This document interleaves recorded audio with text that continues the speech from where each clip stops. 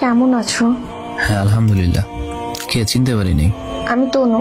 ভুলে গেলে এত তাড়াতাড়ি? আরে আপনি হঠাৎ করে SMS দিয়েছেন, কোনো প্রয়োজন হয়েছে নাকি? না, এমনি মেসেজ দিলাম। ও আচ্ছা, ভালো।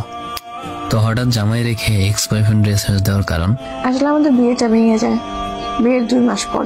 আমার হাজবেন্ডের আগে একটা ওয়াইফ ছিল, সে সেটা লুকাইছে আমার কাছে। ভালোই। তুমি আমাকে একটু মানসিকভাবে সাহায্য করো আশিক। আমার বেঁচে থাকাটা কষ্টের হয়ে যাচ্ছে। আমি তোমার কাছেই সুখ শান্তি পাই, যেটা এখন বুঝতেছি। তো আমি এখন কি করবো আপনাকে? আমার সাথে কি আগের মতো কথা বলা যায় না? আপনার মতো লোভী মেয়ের সাথে আবার কথা বলার ইচ্ছা? দেখ, এটা তো আপনার শুধুমাত্র কল্পনা বই, কিছুই না। এমন বলো না, আমার খুব কষ্ট হয়। কষ্ট হইলেই কি, না হইলেই বা আমার কি? আজ থেকে 8 মাস আগেও আপনি বলেছেন আপনি আমার ছাড়া অন্য কাউকে বিয়ে করবেন না। আপনার বিয়ের জন্য ভালো পাত্র আপনার ফ্যামিলি পেয়ে যায়, তখনই তুমি আমাকে বলে দিলে তুমি আমাকে বিয়ে করতে পারবে না, সম্পর্ক রাখতে পারবে না। আমি তখন ঈশান নামাজের জন্য যাচ্ছিলাম। তোমার দেওয়া প্রতিটা মেসেজ সেদিন আমাকে ভেতর থেকে ভেঙে দেয়। পুরো নামাজে আমি কান্না করেছি। আমার আকাশ কাঁপানো কান্না তোমার সংসার সুখের করেনি।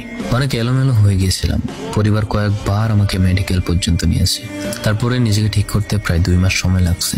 এখন আমি সুস্থ আছি, আলহামদুলিল্লাহ, ভালো আছি। আমি না চাই তোমার ভালোবাসা, না চাই তোমার যত্ন, কারণ তোমরা সবাই বেঈমান। এখন নিজের বাবার ব্যবসায় বাবাকে সাহায্য করি, ফ্রি সময় বন্ধুদের সঙ্গে আড্ডা দিই, গল্প করি, ব্যাস জীবন সুন্দর। তুমি বেঁচে থাকলেও আমার কিছু আসা যায় না, মরে গেলেও আমার কিছু আসা যায় না। তোমায় নিয়ে থাকা আমার সব অনুভূতির মৃত্যু হয়েছে। কখনো মেসেজ দিবে না।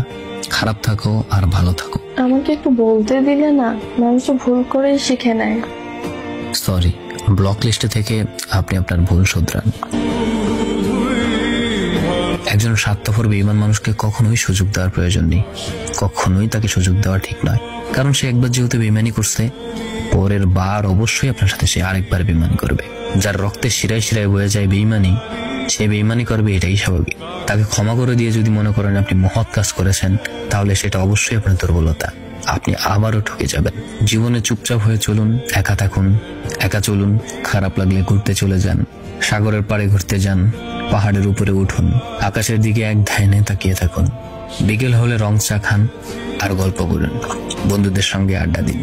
কোনো লেক কিংবা নদীর পাশে দাঁড়িয়ে বাতাসকে উপভোগ করুন। রাত হলে ছাদে যান, ছাদে গিয়ে রাতের চাঁদনি আলো দেখুন। ব্যাস জীবন সুন্দর। একা চলুন, জীবনের কোনো অভিযোগ থাকবে না। প্রয়োজন নেই মানুষের ফেক ভালোবাসার। মানুষ থাকবে বলে কখনো পাশে থাকে না, তাই এখন একা চলাটাই সবচেয়ে বেশি শ্রেয়।